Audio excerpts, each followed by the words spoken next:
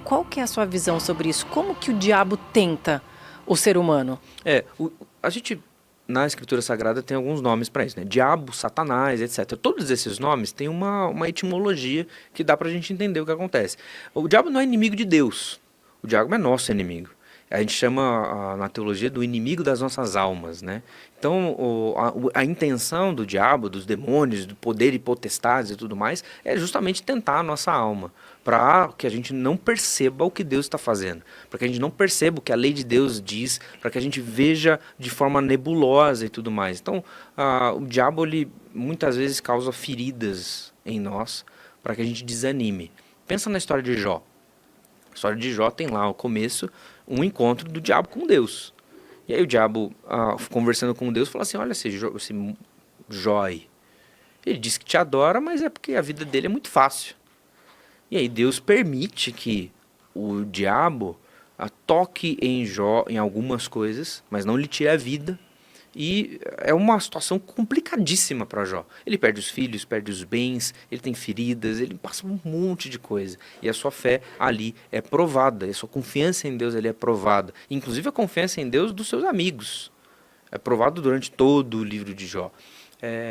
Muitas vezes a gente não dá bola o suficiente para isso. E aí eu vou falar contra o meu lado, o lado dos reformados, que não dão muita bola para diabo, poder e potestades e tudo mais, e a gente ignora. Essa é uma das formas que o diabo faz, inclusive, de sair bem na fita. Existe uma advertência justamente contra isso, para não que a gente não ignore. Outra forma é de dar um poder demasiado a ele que ele não tem. A gente às vezes tem medo da ação do inimigo, sabendo que Deus já venceu o inimigo.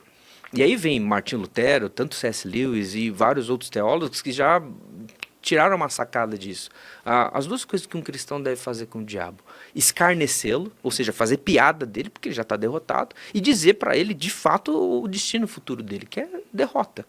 Mas aí a pessoa tá lá e ficou, sei lá, aconteceu alguma coisa na vida dela, como o de Jó, por exemplo. Ela pegou uma enfermidade, está com uma enfermidade.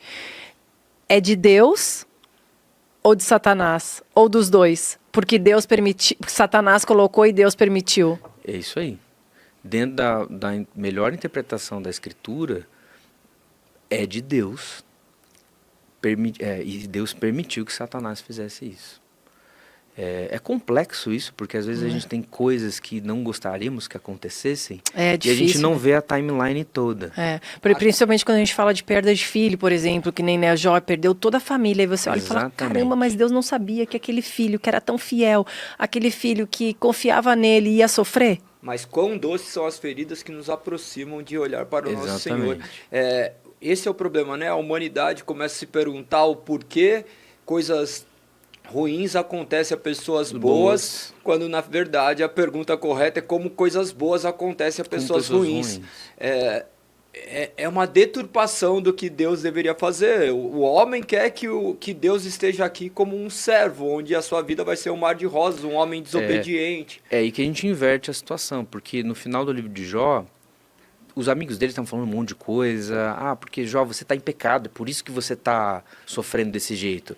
Você de alguma forma feriu Deus, é por isso que o diabo veio. E às vezes a gente fala isso, não é? Quantas vezes ele fala assim, eu estou carregando esse peso porque eu estou em pecado. É Deus me castigando de alguma coisa que eu fiz e tudo mais. Nós pensamos isso. Deus, no final, ele fala para Jó o seguinte, olha só, levanta aí, porque eu vou fazer algumas perguntas para você e você vai ter que responder. São várias perguntas, são 2 ou 3 capítulos inteiros de perguntas como essa. Quem que faz as estrelas ficarem no céu? Quem que faz a cabra montês se alimentar e ter um ciclo de vida? Quem que traz chuva? Quem que faz a planta brotar? Quem que ergue as montanhas? Quem que faz o mar ter as ondas do jeito que precisa? E várias outras perguntas que são assim, é Deus que faz, eu não tenho capacidade.